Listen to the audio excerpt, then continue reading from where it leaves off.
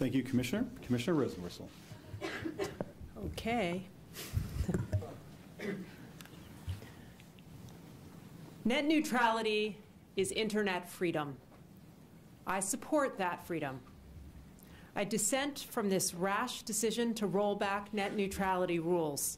I dissent from the corrupt process that has brought us to this point, and I dissent from the contempt this agency has shown our citizens in pursuing this path today. This decision puts the Federal Communications Commission on the wrong side of history, the wrong side of the law, and the wrong side of the American public. The future of the internet is the future of everything. That is because there is nothing in our commercial, social, or civic lives that has been untouched by its influence or unmoved by its power. And here in the United States, our internet economy is the envy of the world. This is because it rests on a foundation of openness. That openness is revolutionary. It means you can go where you want and do what you want online without your broadband provider getting in the way or making choices for you. It means every one of us can create without permission, build community beyond geography, organize without physical constraints, consume content we want, when and where we want it, and share ideas not just around the corner, but across the globe. I believe it is essential that we sustain this foundation of openness, and that is why I support net neutrality. Net neutrality has deep origins in communications law and history. In the era when communications meant telephony, every call went through, and your phone company could not cut off your call or edit the content of your conversations. This guiding principle of non-discrimination meant you were in control of the connections you make.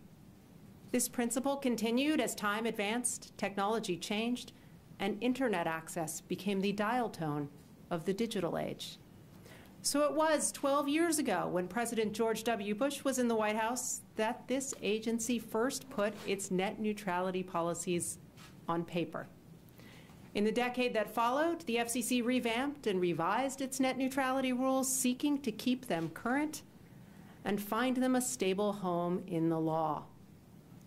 In its 2015 order, the FCC succeeded, because in the following year, in a 184-page opinion, the agency's net neutrality rules were fully and completely upheld in court. So our existing net neutrality policies have passed court muster. They are wildly popular. But today we wipe away this work, destroy this progress, and burn down time-tested values that have made our internet economy the envy of the world. As a result of today's misguided action, our broadband providers will get extraordinary new powers. They will have the power to block websites, the power to throttle services, and the power to censor online content. They will have the right to discriminate and favor the internet traffic of those companies with whom they have a pay-for-play arrangement, and the right to consign all others to a slow and bumpy road. Now, our broadband providers will tell you they will never do these things. They say, just trust us. But know this, they have the technical ability and business incentive to discriminate and manipulate your internet traffic. And now this agency gives them the legal green light to go ahead and do so. This is not good. Not good for consumers, not good for businesses, not good for anyone who connects and creates online. Not good for the democratizing force that depends on openness to thrive. Moreover, it is not good for American leadership on the global stage of our new and complex digital world. I'm not alone with these concerns. Everyone, from the creator of the World Wide Web to religious leaders, to governors and mayors of big cities and small towns, to musicians, to actors, to actresses, to entrepreneurs and academics and activists, have registered their upset and anger. They are reeling at how this agency could make this kind of mistake. They are wondering how it could be so tone-deaf. And they are justifiably concerned that just a few unelected officials could make such a vast and far-reaching decision about the future of the Internet. So after erasing our net neutrality rules, what is left? What recourse do consumers have? We're told, don't worry, competition will save us. But the FCC's own data show that our broadband markets are not competitive. Half the households in this country have no choice of broadband provider. So if your broadband provider is blocking websites, you have no recourse. You have nowhere to go. We're told, don't worry, the Federal Trade Commission will save us. But the FTC is not the expert agency for communications. It has authority over unfair and deceptive practices. But to evade FTC review, all any broadband provider will need to do is add new provisions to the fine print in its terms of service. In addition, it is both costly and impractical to report difficulties to the FTC. By the time the FTC gets around to addressing them in court proceedings or enforcement actions, it's fair to assume that the startups and small businesses wrestling with discriminatory treatment could be long gone. Moreover, what little authority the FTC has is now under question in the courts. We're told, don't worry, state authorities will save us. But at the same time, the FCC all but clears the field with sweeping preemption of anything that resembles state or local consumer protection. If the substance that got us to this point is bad, the process is even worse. Let's talk about the public record. The public has been making noise, speaking up, raising a ruckus. We see it in the protests across this country, those that are outside here today, and we see it how they have lit up our phone lines, clogged our email inboxes, and jammed our online comment system. Now that might be messy, but whatever our disagreements are on this dais, I hope we can agree that that is democracy in action and something we can all support. To date, nearly 24 million comments have been filed in this proceeding. There is no record in the history of this agency that has attracted so many filings. But there's something foul in this record. 2 million comments feature stolen identities. 500,000 comments are from Russian email addresses.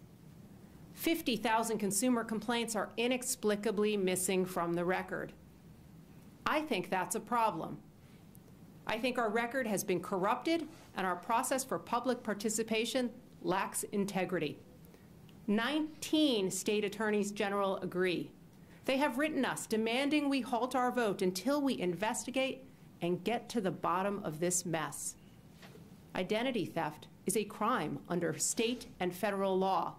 And while it is taking place, this agency has turned a blind eye to its victims and callously told our fellow law enforcement officials it will not help. This is not acceptable. It's a stain on the FCC and this proceeding. This issue is not going away. It needs to be addressed. Finally, I worry that this decision and the process that brought us to this point is ugly. It's ugly in the cavalier disregard this agency has demonstrated to the public, the contempt it has shown for citizens who speak up, and the sheer disdain it has for public opinion. Unlike its predecessors, this FCC has not held a single public hearing on net neutrality. There is no shortage of people who believe Washington is not listening to their concerns, their fears, and their desires. Add this agency to that list. Now, I too am frustrated, but here's a twist. I hear you. I listen to what the callers to my office are saying. I read the countless individually written emails in my inbox, the posts online, and the very short and sometimes very long letters. And I'm not going to give up. And neither should you. If the arc of history is long, we are going to bend this toward a more just outcome. In the courts, in Congress, wherever we need to go to ensure that net neutrality stays the law of the land. Because if you are conservative or progressive, you benefit from internet openness. If you come from a small town or a big city, you benefit from internet openness. If you are a company or a nonprofit, you benefit from internet openness. If you are a startup or an established business, you benefit from internet openness. If you are a consumer or a creator, you benefit from internet openness. And if you believe in democracy, you benefit from internet openness. So let's persist, let's fight, let's not stop here or now. It's too important. The future depends on it. Thank you, Commissioner.